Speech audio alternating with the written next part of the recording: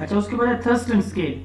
Thurston scale basically इसमें हम क्या करते हैं, ये फेवरेबल और unfavourable attitude of person toward different statement. अब यानी एक ही चीज के बारे में डिफरेंट स्टेटमेंट दी जाती हैं, ठीक है। रेस्पोंडेंट जो है उसी में से 1 से लेकर 11 तक इस तरह की स्टेटमेंट होती हैं, 1 से लेकर 11 तक स्टेटमेंट होती हैं, ठीक है। और ये दी जाती हैं और फिर जो है इनकी भी एवरेज निकाली जाती है। मिसाल के तौर पर कि जो है वो 11 स्टेटमेंट आपको दे दी गई हैं, ठीक है। तो 11 स्टेटमेंट में से आपने statement number 5, statement number 7, statement number 9, statement number 10 और 11 ये आपने सपोज करें कि 5 स्टेटमेंट्स को टिक किया है, ठीक है। तो हम क्या करते हैं कि सम रेटिंग ओवर चेक स्टेटमेंट। तो मिसाल के तौर पर आपने 5 स्टेटमेंट को वो किया है, जो कहते हैं कि टिक किया है, ठीक है।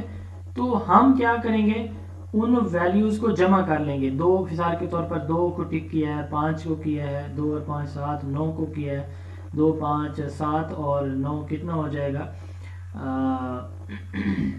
16 हो जाएगा, और फिर 11 को किया है तो ये 27।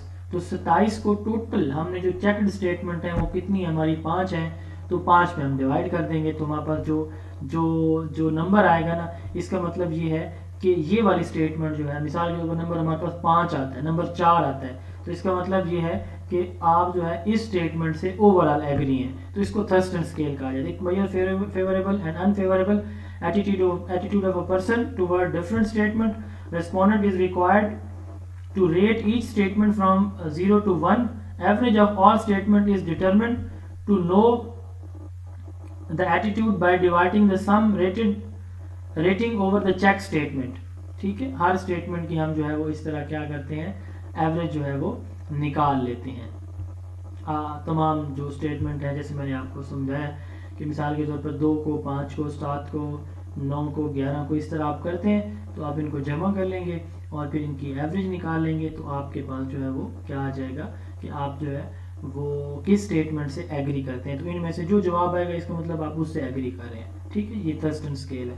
उसके बाद है गटमैन स्केल या स्केलोग्राम। अब इसमें आपको स्टेटमेंट दी जाती हैं एक सीक्वेंस के अंदर, एक कंटिन्यूम की शक्ल में, ठीक है। आपको कहा जाता है मिसाल के तौर पर ये आपकी जो है वो टोटल जो स्टेटमेंट है वो 10 है सपोज करें। तो अगर आप स्टेटमेंट नंबर 2 से एग्री करते हैं, इसका मतलब आप 1 से भी करते हैं। आप स्टेटमेंट नंबर 7 से करते हैं, जो लास्ट स्टेटमेंट आप टिक करेंगे ना, इसका मतलब उससे पीछे वाली, यानी आपने 7 तक नहीं करना, आप पढ़ेंगे सारी स्टेटमेंट को, आप स्टेटमेंट नंबर 5 पे टिक करते हैं। इसका मतलब ये 1 to 5 से आप एग्री हैं, 6 to 10 जो है वो जो स्टेटमेंट है उनसे आप एग्री नहीं करते, ठीक है। तो इसको हम गटमैन या फिर स्केलोग्राम बोलते हैं, ठीक हो गया जी। ये आपके जो है वो स्केल थे। उसके बाद गटमैन स्केल या स्केलोग्राम